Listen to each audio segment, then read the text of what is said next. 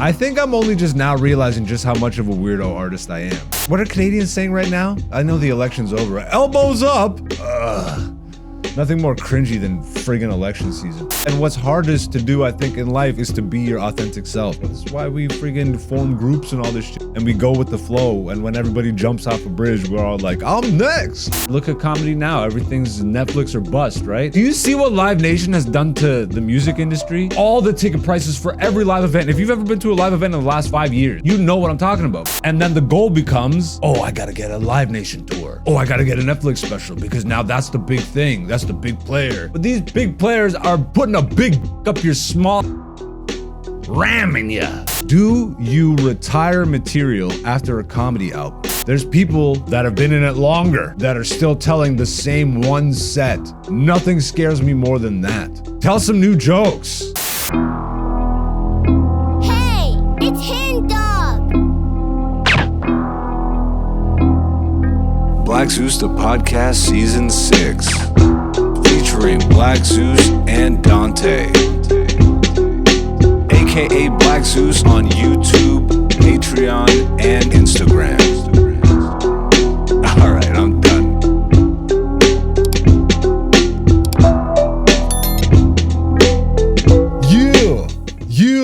Yeah. What's going on, beautiful people? It's your boy Black Zeus. Welcome to another episode of Black Zeus the Podcast, Season 6, Episode 17. We living out our dreams. Ladies and gentlemen, I hope you had a good week. I hope your next week is even better than your last. Thank you for joining me once again, as you do.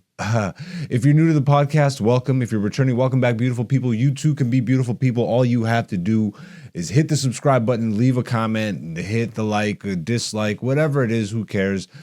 Just help be active and help us continue to grow. If you are a fan of comedy, then you're in the right place, because this is a comedy channel run by comedians for comedy fans. That's you, ladies and gentlemen. Let's get it off. Let's just get the cat out of the bag. Let it out of the bag, as white people like to say. Let the cat out of the bag. Dante sick this week, so I'm gonna do a little solo episode. I honestly. This is gonna be one of those introspective ones. Every time Dante's away, I unravel. No, it's been a light week. Had some shows. I think I'm more gonna do a light. It's gonna be a light episode. We'll see if we. I always say this. We'll see if we get to 30 minutes. I literally just wanted to come here and give you guys something. It's been really fun doing this with Dante, so having him come into the studio adds a whole other dynamic. And I've kind of gotten away from doing the solo episodes, even if you look to the past. Like, there was years where I was just doing them solo, except for like the first two, maybe one. Either way. Today will be solo. The new Grand Theft Auto 6 trailer number 2 just dropped, if you're a fan of that kind of crap. So we're going to roll back into Grand Theft Auto 4. All the way back from PlayStation 3, Xbox 360. We're going to check out the Comedy Club one more time. Every time Dante's sick, we end up going to the Comedy Club in GTA 4. Why not? Once again, I am not a gaming channel. I am not... I'm not trying to give you the most authentic, hey, bruh, I'm just using Grand Theft Auto as a vice to get through the episode. I don't even really like to record solo anymore, you just heard me say. You know what I'm saying? But there's a lot of stuff happening in the world of comedy. Might as well break some of it down. I found a decent article, or post, I should say, that I did want to talk about. I usually do this with Dante. But this one's more specific to me anyways, so we'll probably still end up doing Indies Comedy Skreets this week. If you haven't already, go check out the latest episode of Black Zeus, the show that just dropped on the channel, episode 7. It was amazing, like star-studded for Canadian comedy. You talk to me when I do my comedy? that voice is annoying. But for Canadian comedy, man, some absolute legends. Some of my favorite people, Chris Robinson, Keisha Brownie. We were all at Giga Thiga's show called Toronto Mandem Comedy Jam at the Real Jerk Legacy in Toronto. An absolute amazing episode. I'm super happy and proud of it. So go check that out. Part 1, or A, just dropped on the channel. Part B will drop it's every other week. If you want to support, I mean, come on. You know, I guess if we're going to get introspective, let's talk about the Patreon, Zeus. What have I been doing with the Patreon? Nothing. I think I'm only just now realizing just how much of a weirdo artist I am, you know? I don't think it's to my detriment because I am enjoying myself and I'm doing what I want and I'm getting the things I want out of this. But at a certain point, like, you know, the money's tight these days. Like the entertainment dollars is dwindling. You know what I mean? Like people are spending less on whatever, and more on the essentials. You know, less on the goods, the entertainment. I mean, it happens when money gets tight, and when you think about these things, you know, there's more stability in going the industry route. So there's like thought about that. I don't want to go the industry route. I'm not an industry dude. I keep doubling down on like projects. Some of them have been discussed on the podcast. Some of them haven't.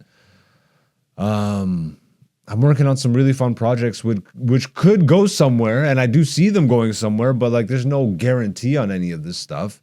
Being an artist is such a gamble, always has been. But especially in times of like monetary instability, let's just say that. Wow, is this a political podcast, douchebag? Of course, planes flying now. But to be fair, I pushed off recording for as long as I could. I didn't think I was going to do one this week. I really didn't. Dante was sick, and I actually the same day had called out sick to his show. So something's in the air. I had 3 other people around me that were sick. Something's in the air. It wasn't even that bad. I'm feeling pretty great. I hit up the Corner Comedy Club. This was before the sickness. Down with the sickness. So that was, that was fine. Comedically, once again, I feel very rock solid about what I'm producing on stage. But I feel like a lot of the times, especially when I get by myself on the podcast, it always goes back to like, okay, this is almost like a checkpoint. You know what I mean? Like a fork in the road. Let's look in the mirror and let's see where you're at, Zeus. How do you feel about this shit? I feel great. I feel like there's actual opportunities in front of me. The opportunities that could get me like wider audiences and all that stuff. Sure, there's not all of those are industry route, but the way I'm pursuing the game, obviously everything is going to require more effort. Not even is going to, just does. Everything requires more effort the more independent you stay, which I feel like I don't have to explain. Obviously, you're doing everything. Having Dante on board is a game changer. Just need to find more me's and Dantes that are down to click up, tribe up, and put in some work. What are Canadians saying right now? I know the election's over. Elbows up, elbows up. Nothing more cringy than friggin' election season. Yeah. And it's just like I honestly, like, we've been talking about it on the podcast so much. I've been mentioning it so much. So I don't even really want to go down this friggin' introspective rabbit hole once again. But it's like, and I don't know how it sounds to you externally, but to me, this is the challenge that I signed up for. So none of it is like a sadness thing. None of it is like an anger thing or a friggin' woe is me or jaded or any of that. Like, I signed up for this challenge, and then like things change as you learn, right? So the way I signed up initially was very, very open-ended, pie-eyed, friggin' just basic. I want to get on I want TV credits, and I want to be on TV and just for laughs in the festivals, and I want to open for Chappelle and da-da-da-da-da. And then you actually like see all the things of the industry, like you see how the hot dog is made. And then I mean, for me, eventually I had to sit myself down and be like, okay, what I thought I wanted isn't what I want. What do I want? And then And then there was the other side of things where it's like, okay, what do I want? And also, who am I really? And am I presenting that fully? And eventually they started to meet, but where they met was who I've always been my entire life, is this anti-establishment friggin', I don't really want to, I don't know. I've said, the industry, weird, shady, being fake and just phoniness of it all. Tap dancing and all this bullshit. Being a token for me being a black guy. You know what I mean? It's just a lot of that I don't care for and I never have. But now that I'm in it and I'm 14 years in the game of comedy and I'm not going away and I built the skill, and every time I perform for an audience, it's freaking good. People are asking to see where I am and doing this and that. The markers are right. I'm honest with myself. I keep a good circle around me that is also honest. And I have OGs, especially at this stage in the game, that are really helping with guidance. Because the deeper you get in, man, like I'm really just floating in space, bro. I'm floating in artistic comedy space for 14 years, and it's still obscurity. And I know a lot of people. I don't want, like, I know a lot of people struggle with it, and I don't know. Like, I don't feel like this is struggle for me. This is the challenge of it. At least that's how I perceive it. This could be the struggle of it for me if I wanted to see it that way, but this is the challenge of it. I've already proven so many things out on a smaller scale. I've already done theaters by myself. I've recorded an album, which was whatever it was, but the fact that I did it, I've traveled, I've opened for some OGs and some real names. I've gotten some good credits. I've done like these things. I've gotten invitations to the festivals. I've gotten to like just creeping up. And just enough to know that, you know what, I don't really think that's for me. And the crazy part is I didn't ever expect me to be a vocal type person about it. But how does that even make sense when I've always been an anti-establishment type of dude? You know what I mean? Like, I love skateboarding and punk rock and freaking like all this shit. Like gangster rap and all that shit, but also like psychedelic stuff. I'm very spiritual and esoteric. And I'm on the shady side of the internet when it was coming up. Not like all the way shady. I don't want you to think whatever you might possibly think. Not all the way shady, but I was on the early internet and like the conspiracy side of stuff. And I like to question the establishment, obviously. And just really proving, or at least seeing firsthand, how art is literally dead and may never have actually existed, at least not at the same time as money existed. I think the only time art has been pure for human beings is before we had money. And I can't prove that because I wasn't there. But yeah, like that's the challenge of it all that I love. How do we now build an audience completely authentically? And it's happening organically. And one thing that I think you really got to lock into is patience. You absolutely have to have patience. You have to be honest with yourself. You have to have patience. And like I said, you have to see the markers. There's these things that I'm going to paraphrase here because I don't remember the exact quote, but it's like, I remember, and I don't even know who said it, but it's like a lot of people miss the moment, Like a lot of people, let's talk about a celebrity, let's just say, like somebody who's a really hot musician.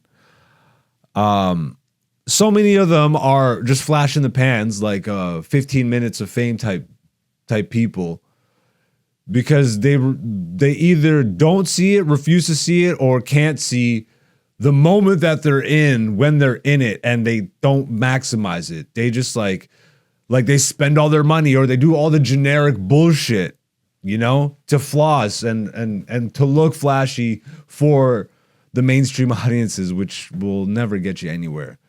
But that's a lie. It will get you riches. It will get you fame. It will get you clout. It will get you that stuff.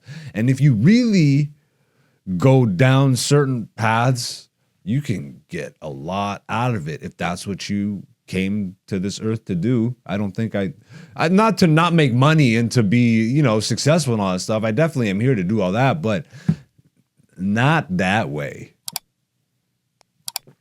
And you know, there's so much to actually just getting over even being comfortable saying that publicly. Because to me, growing up, bro, that shit is corny. Nigga, that shit is so corny. It's like, oh, here we go with this nigga. And now I got dreads. It's like, this Rasta nigga is like, whatever. Talk about spirituality and occult and this and that and freaking know thyself and blah. But my nigga, I don't know, you live long enough, you have enough experiences. Like, again, my experiences are not your experiences. So we might not come to the same conclusions in life, but that's okay. I'm a person that has moved more than 20 times before I was 25. And that's between countries, provinces, schools, municipalities, whatever. Like, bro, I bounced around. And in that process, you meet a lot of people. In that process, you see a lot of things. More so than if I was just to be stationary for most of my life in one place with like a group of people around me in one neighborhood. Like the amount of schools I went to by the time I was 13 even, bro. Like, you don't meet this many people typically in life. So there's a lot of life experience that I have to draw from. And I'm not just saying that because I've met a lot of people and encountered a lot of people more so than most means I've had more life experience. That doesn't, but bouncing around, I've had so much perspective shift. I was born in Europe. I'm an African kid. Both my parents are African, born in Europe, in Greece of all places, then grew up in Canada and bounced around Canada. And just never stayed in one school or one spot for too long until like high school. And like, bruh, I have lived lives. Which makes me very, at least in tune with myself. And what I've noticed and what's hardest to do, I think, in life is to be your authentic self. That's why we freaking form groups and all this shit. And we go with the flow. And when everybody jumps off a bridge, we're all like, I'm next. It's very hard to be against the grain, but that's who I've always been. But when I was younger, it was just naturally who I was, but I wasn't like comfortable being myself. I was one of those people I'm like, I have to fit in. I have to be with everybody, especially because I was moving around so much. There was no stability for me. So I found stability in being with the herd, as opposed to finding that strength in being an individual. But you know, you're young and you don't understand. And then eventually you do. And then I started comedy at like right as all these things were converging in my life. So this is who I've always been. But at the beginning of my comedy career, for the first 5 to 7 years, I was still like shedding these old parts of myself, interacting with people as my old self while growing into my new self. And now that I am fully this guy, like, you know, there's a real mix of who I am in the comedy community. The newer comedians know me for who I've grown to be. The comics of my class and before, they have like a perception. Some of them like grew with me and some of them are still stuck in the past, which is life. You know what I mean? It's that's just how life is. You know what I'm saying? Should I boot into GTA? I might not even, I don't know, nigga, like this is going good. So then this is where I'm at in my career now, you know, like I have now spoken vocally about who I firmly am. I'm now fully comfortable with who I am. Like that's been done, but like that has integrated now with my comedy career and being vocal, you know, I'm comfortable being myself, but that also comes with some consequences. When you speak your mind, there's a reason people in the mainstream don't speak their mind, because that doesn't sell toilet paper commercials when you speak your mind. When you're the type of person that says F corporates, like F the corporate life, and like corporations aren't gonna run and beat at your door and be like, can we give you sponsored money? No, that's not how it works. That's not how it works when you've been invited to corporate festivals and then you start speaking out against or speaking up like about your experiences and how inauthentic and fake and phony the whole thing of it is. hoping, let's scratch that. Not hoping. I'm literally just here week to week talking with my homie. There is no hoping. I'm not trying to, but I do know the impact that this type of conversation has had on my life and my career. We talk about it all the time. I talked about it on last week's episode. Hearing Patrice talk about his honest experiences in the game. Bernie. Carlin is over there on the other side, who you're not going to see because I only got one camera angle this week. Prior, like Dick Gregory, Red Fox, all these people around me. Are you starting to get the picture of the people that have influenced me growing up and have really put me on game? I'm so grateful that there have been voices bold enough to actually tell you what they've really experienced. And it's not even about, I'm not trying to be a martyr or I don't I would still do these festivals if they were cool with me. Nigga, I'm not anti-festival or all this shit. But it's like, I can't change who I am. And if I can't change who I am for that, how do I make who I am reach the people that are looking for who I am? That's a challenge. And bro, when you go at it this hard, when you're this passionate about it, that's why I speak so openly. I'm not crazy. I'm not the only one saying these things, that the algorithms are not for us. It's so much harder. Dude, like, I get why. I don't even want to say my homies or whatever, like people in my direct, any comedian or any artist would prefer to just go the social media TikTok influencer style of sketch humor. Let me build up an online audience by doing the bare minimum in terms of like, this is just basic humor. Nothing really that I actually got in to do, but it'll build an audience because I can create friggin' 80 videos for the week. And as long as I keep hitting that feed and just keep giving basic people basic humor for their basic life, guess what? There's a lot of money in keeping people basic. That's literally how the world gets as shitty as it gets. Because the people that are smart enough with the money and the capital and the technology and the know-how. You know what's also weird to me is that none of these things got built without us.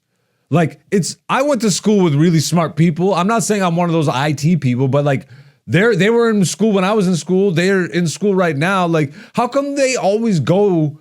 Well, not how come. There's only, where else can they go? Meta, Google, all these companies. Like, where else can you really go? You can start your own thing, and guess what will happen eventually? You build your own app or your own piece of tech, your own IP, and it actually gains traction. And eventually, one of those big companies is going to come around with just enough money that all of a sudden your company's now owned by Amazon.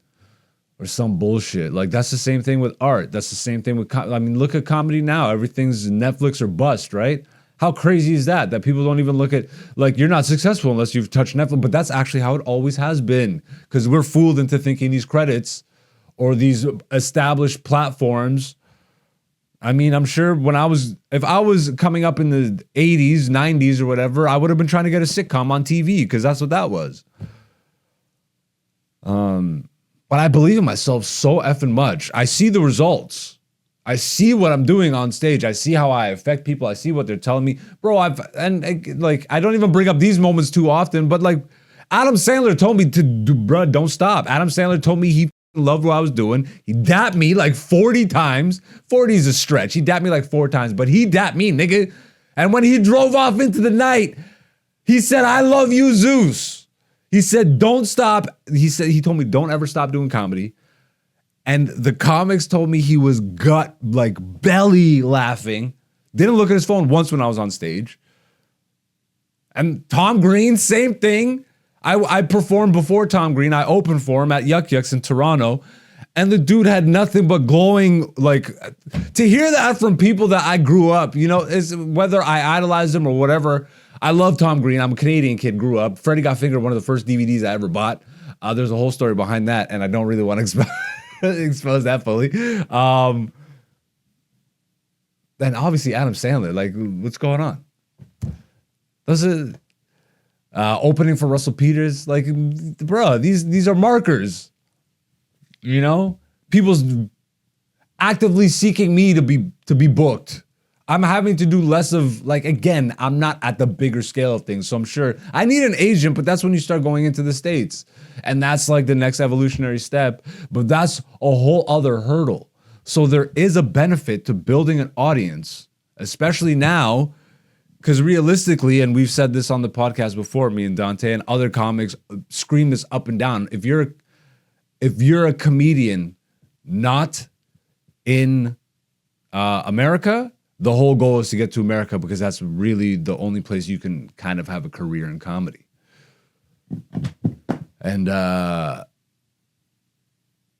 what's hardest to absorb or figure out or come to terms with is that it really is actually better for you to get there as soon as possible, even if you're brand new.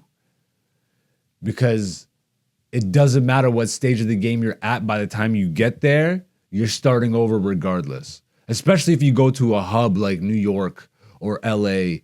Austin maybe less so now, but it's becoming a place where that's gonna also become impossible unless you know people, you know, which it kind of already is a place like that.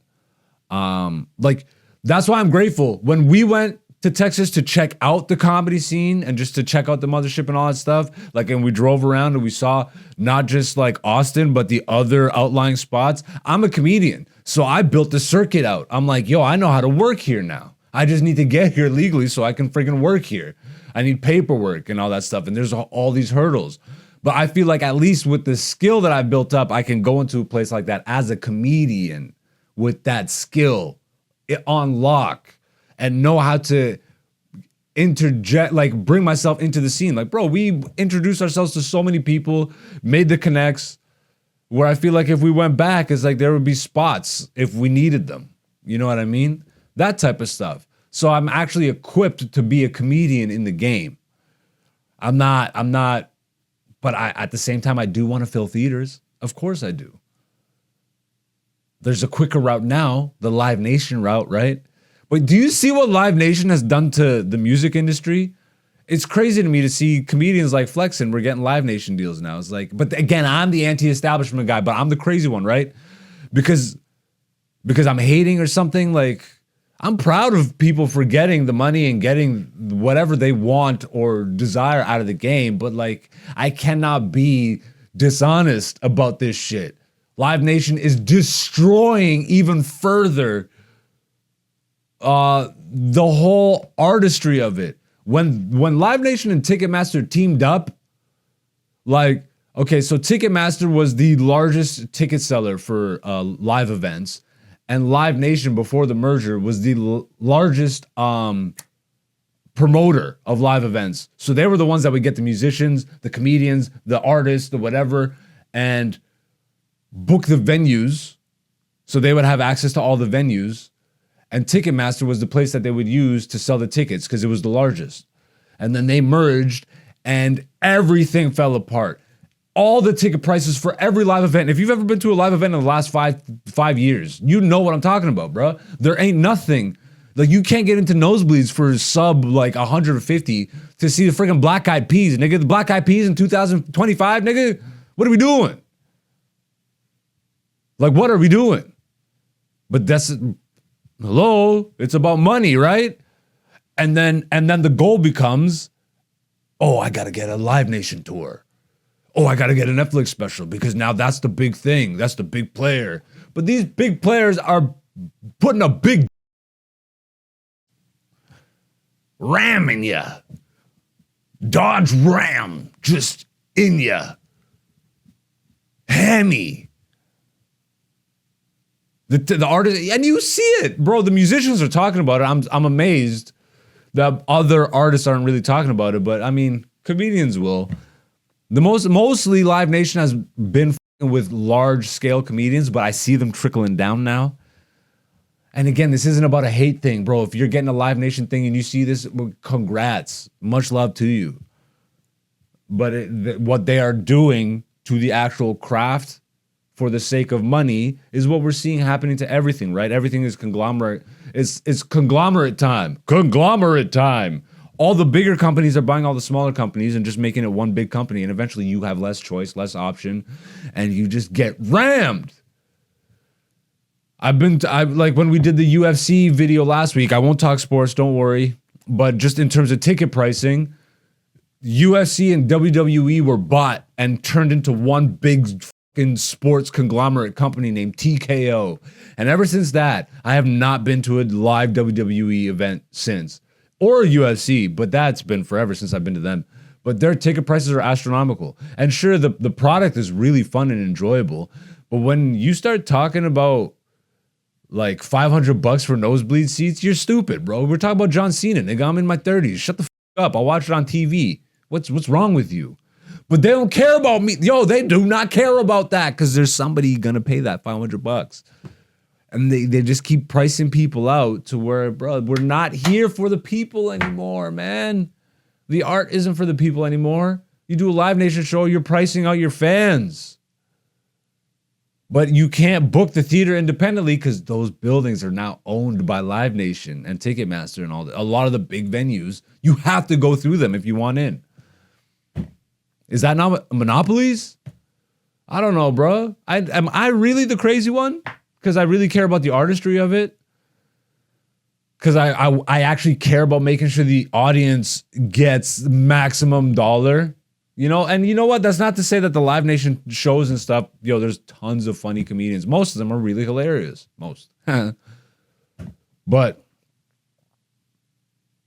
I don't know. It changes the way you come up, right? It changes the way you approach showbiz. It changes even your desire for getting in. You're not like I keep saying, bro, a lot of these people aren't in it because they love the game of comedy. They love the craft of comedy because they want to be the best comedian and not understanding that you become the best. You become the best of anything in the thing that you're in that field. If you become the best, eventually word spreads, people see you. But if there's just an influx like cockroaches, like everybody's flooding in, and most of those people don't actually care about the craft, they're just trying to extract dollars because they see that comedy's the biggest it's ever been, or whatever, or a springboard to movies, or a springboard to a clout or whatever, or a social media, or it's not, bro, you know how many people. This is why I'm also kind of like a stickler now about actually let's differentiate like stage comedy from everything else. Let's put things in their categories. let's LGBTQ the out of comedy now. Comedy is like, let's say stand-up comedy, and then you're friggin', if you're more into the sketch stuff, which has always been, but like what social media has done is kind of muddied the waters, right? People just call themselves comedians, but all they do is make sketches. And then other people who don't know are like that. This is a comedian now. This is comedian, not realizing that a comedian is like, bro, get into a club and really see a comedian. What you're talking about is mush. You're talking about scroll. This is a scroll funny. I don't even like what do we even call them, bro? They're friggin' lames. They're basics. But I'm the crazy one, right? I'm the crazy one. So that's this week's comedy recap. This episode isn't even gonna be 40 minutes. 30 minutes of me just rambling. Who knew? So I will do one of these.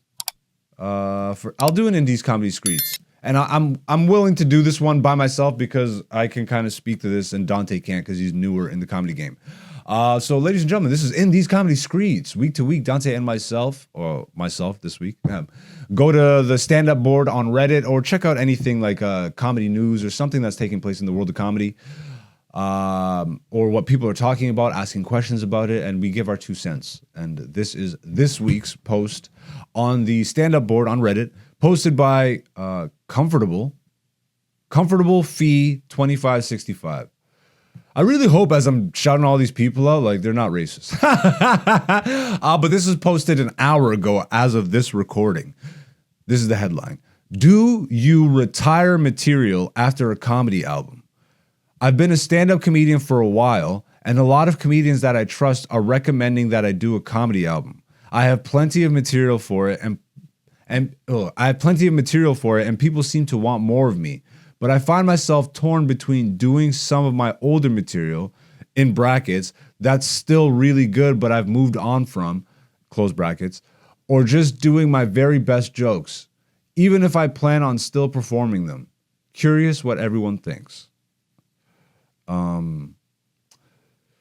So you can go check out my first ever comedy album, or special, I should say. I filmed it in a theater. It's on the YouTube channel right now, Black Zeus Self-Portrait. And you will see it on the description of the video, but I will tell you right up front, it is mid. There are some really funny jokes on there that I'm really proud of. It is the first 11 years of my material, like, accumulated. I filmed it years ago. The delivery style is not all the way there. There's a lot of ums and ahs and pauses. And yes, I'm a comedian being honest and telling you I put out a mid product. But again, it's about marking progress. I have one in the bank right now. I have a comedy special that I'm slowly working through editing and will be released this year. I'm super proud of that. And you know what it is? It's the original comedy specials material brought up to my modern style. It's just a redux, but I'm like, I want to mark that progress. I still love those jokes. But once I recorded, especially the redux of those jokes, I really wanted to make an effort to not tell those jokes anymore. Like what this person is asking. Do you retire material after a comedy album? I think the best and the strongest comedians, absolutely you do. The whole point is to challenge yourself. What scares me as a comedian, what scares me as an artist, 14 years in, take this I promise you this happens, and you will freak out if you see this a decade in. There are people that still tell the same set as when they got in with me like 14 years ago. There's people that have been in it longer that are still telling the same one set. Nothing scares me more than that. That is like internal death. Where is the creative drive? Where is like what? Stagnation. Nation, baby. That is nuts. Tell some new jokes. That's the title of this episode. I got to write that down for myself. Dante, can you write that down, please? Give me a second. All right. Bam. That is for me. Tell some new jokes. Yeah. And if you're a pro, like if you're a real pro at this and you're putting out hour-long specials, guess what? Chances are you're burning that material. You do see some really big names bring material back. You know who used to do this a lot? And I love him. Like, he's one of my favorite comedians, Mike Epps. Like, his first few comedy specials, I swear, are like the same jokes, just completely retold. But eventually, he finds a groove and just starts catapulting, you know? And there's others, too. There's tons of big name guys. That's just one I could think of off the top. And even for me, I have still told some of those jokes. Because one thing you need is like there needs to be some sort of working cycle. You need to be working new material as you close your sets with like your bangers, and then you should be banking those as your new material becomes stronger and stronger. It should be moving into the closing category, and it just like trickle down system like this, right? And then eventually you just have a big bag of tricks, like jokes that you know hit regardless of situation. And that's how I kind of work. I'm kind of always working new jokes in with old jokes and middle, like jokes that I've been working on. Sometimes I get a little more strategic. Like, again, for my next album, I really want to challenge myself to be about a certain topic. So I have a lot of jokes about this topic already, so it's going to be easy enough for me to kind of weave it all together into an experience. But for the most part, I like to not tell the old jokes. And I've been really good at that lately. I've been only telling like all new material that's not on that album. But every once in a while, especially if I'm doing a headline set, if I have to do an hour, there's going to be times where I'm going to lean on something that I know is just an absolute smash, because I'm doing an hour headline, and again, it's about leaving the people. It can't be about me like that, to that extent. I can't be so in my head that I'm going to only tell new jokes because I'm like, I can't give the audience these bangers because I've told them already. Well, that audience has never heard of me before. They've never heard those jokes. and they will work just as well. I just don't want to make that a crutch. I think that's the important part. Not making that a habit to constantly fall back, because I'm telling you, there's nothing weirder to me, nothing scarier than being over a decade into a career. Unless your career is to be repetitive and do the same thing. But if you're an artist, man, the whole thing is to be innovative and to push yourself, to grow, to evolve. No? Again, I'm the crazy person, right? Let's read some of these comments and get the hell out of here, because this is an actual full episode, and I'm shocked. We don't even need to play Grand Theft Auto, ladies and gentlemen. I'm sorry if that's what you were waiting for. I'll save that for another time. One of us is sick. But yeah, let's see what some of the people are saying in the comments. Even as a headliner, there'll be a good half or 3/4 of the audience who haven't heard or have forgotten all of your material. I have a few trademark jokes that are so strong, I'll do them even when half the people have heard them before. I do the same rooms much more frequently, producing showcases and shows for touring headliners than you would as a headliner yourself. You probably don't want to repeat the same joke on different albums, but telling a joke at a live show that's already on an album or special isn't the great sin it's made out to be. Very, very fair point. Again, it works when it works. Why throw it away? Most people haven't seen you unless all of a sudden you're at a much higher scale, which we're not talking about right now. But if you're like a Chappelle or friggin' Bill Burr or something like this, people know all your jokes, and it's probably best to not do the same joke on the next album. Hell, even Mark Normand is known for repeating jokes all over the place, and it's still huge. Let's scroll down a bit and see what else. I would say that if you are big enough that all your fans already watched your special, then no. But if you are up and coming and most of your crowd doesn't really know you, get a great copy of your classic bits on record. The repeat folks are just hearing it live again anyways, because they have heard it the last time they saw you. And the new folks buying a copy will get to hear a bit they loved. That's a good way to put it. I'm definitely an unknown, but I would feel comfortable putting my material next to all but a select few working comics nowadays. And I'd like to get my work seen by more folks. Maybe that makes me cocky, but you don't get into this racket if you're not self-confident. LOL. Very well put. Yeah, absolutely. And I think that's going to do it, guys. Again, for an episode where it's just me, you guys got pretty much a full episode. Just a little shy. Lacking a little bit of content, maybe. But I didn't even want to do this. But I just love you guys. And it's about consistency and it's about discipline, right? And like, I signed up for this. So why am I like, nigga?